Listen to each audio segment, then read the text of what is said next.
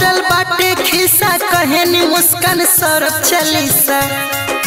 बात हवे मेरठ के मुस्कान सौरभ के चाहत के। 2016 में दोनों भागी कैले लव मैरिज शादी। सौरभ तरहत रहे लंदन, मुस्कान के पैसा भेजे दंदन।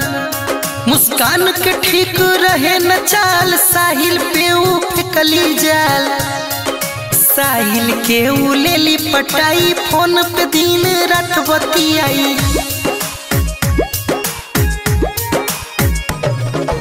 म्यूजिक बाय विनोद राज मोतिहारी। साहिल के ऊ लेली पटाई, फोन पे दिन रात बतियाई। सौरभ के करे लगली बुराई। 4 मार्च 2025 लंदन से मेरठ आइले 20। सौरभ जब आइले घर, दुश्मन गड़ैले रहे नजर। नशा के गोली खाना में मिलाई, सौरभ के दिली मुस्कान खिलाई। खा के खाना सौरभ गई सूत, मुस्कान बोलैली साहिल के उठ।